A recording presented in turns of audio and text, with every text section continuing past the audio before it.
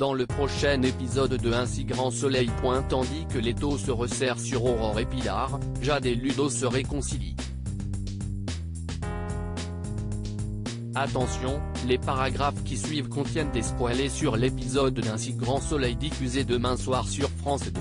Si vous ne voulez rien savoir, ne lisez pas ce qui suit.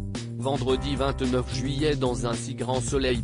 Les taux se resserrent sur Aurore et Pilar. Carole Martinez est vivante et en sécurité. Seuls Cécile, Florent, Becker et Manu sont au courant de la situation. En effet, Florent a prévenu le commissaire Becker du chantage exercé par Aurore. Lorsqu'elle lui a fait croire à l'enlèvement d'Enzo pour qu'il lui dise où se cachait Carole Martinez, l'avocat a sollicité l'aide de son ex-beau-père pour ne pas être le complice d'un assassinat. Sur ses conseils, Florent a alors rencontré la juge Alphand puis ils ont fait croire à Verneuil que le seul moyen de tuer Carole Martinez était de la faire sortir de sa cachette. Après avoir monté une opération policière de haute envergure avec les équipes de l'abri, la juge a organisé une confrontation entre Carole et Verneuil. En quittant le bureau de la juge, Carole s'est rendue dans le parking du tribunal en compagnie de Bourdet qui lui a demandé de donner son manteau à sa collègue.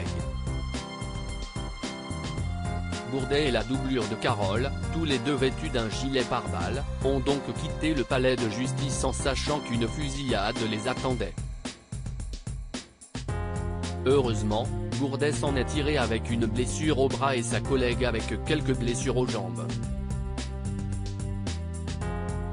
De son côté, Carole a été mise en lieu sûr par deux agents de police. Comme ces deux agents ont risqué leur vie pour elle, Carole aimerait les remercier mais Becker lui fait remarquer qu'ils ont simplement fait leur travail. De plus, tant qu'il ne saura pas pourquoi Verneuil et ses complices ont essayé de la tuer, elle devra continuer de faire la morte pour se protéger. Bien qu'elle aimerait mettre Gary dans la confidence, le commissaire le lui interdit.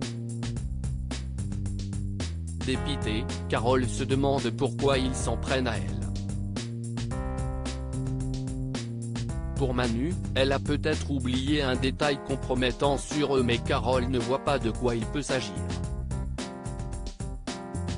Plus tard, Florent contacte Cécile pour prendre des nouvelles de l'affaire. Celle-ci explique que le dispositif est en place mais que cela n'a malheureusement rien donné pour le moment.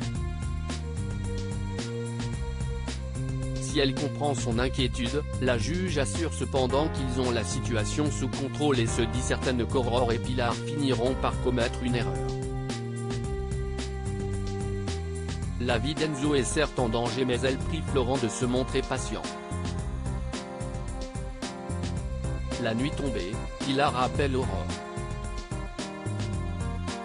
Maintenant qu'elle a rempli la part de son contrat, elle veut son argent et ce d'autant plus qu'elle a désormais la police à ses trousses. Après l'avoir invitée à se calmer, Aurore garantit qu'à la minute où Rodrigo lui donnera le cash, elle la rappellera. Dans le même temps, les deux femmes sont sur écoute. Jade et Ludo se réconciliant. Ludo regrette d'avoir quitté Jade.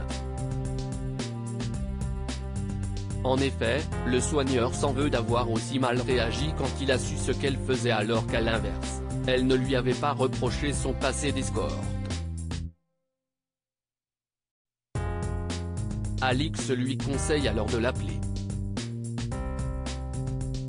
De son côté, Jacques Moore se rend au commissariat pour porter plainte et transmet également aux policiers le flyer déposé dans sa boîte aux lettres par sa fausse femme de ménage. Comme il espère retrouver les bijoux de sa défunte femme, Élise répond qu'il y a peu d'espoir. Malheureusement, Jacques est dans une situation compliquée. Ne possédant aucune preuve concernant l'argent liquide ni aucune facture des bijoux, l'assurance refuse de l'indemniser. S'il ne trouve pas d'argent pour payer ses ouvriers, il devra mettre la clé sous la porte. Quand il rencontre Laetitia pour parler du sujet, la banquière rétorque qu'elle ne peut rien faire pour lui. En parallèle, Ludo téléphone à Jade pour lui présenter ses excuses. Même si elle se montre froide avec lui, elle accepte malgré tout de le revoir. Pendant leur rendez-vous, ils retrouvent leur complicité. Toujours sous le charme de Jade, le jeune homme admet qu'il s'est comporté en imbécile avant d'affirmer que son activité professionnelle ne le dérange pas. Juste après, Ludo et Jade s'embrassent. Non loin de là, Louis, Marc et Myriam rendent une petite visite à Jacques et s'incrustent pour le dîner. Les voyant inquiets pour lui, le patriarche de la famille leur fait croire que la banque va lui accorder un prêt pour maintenir ses affaires.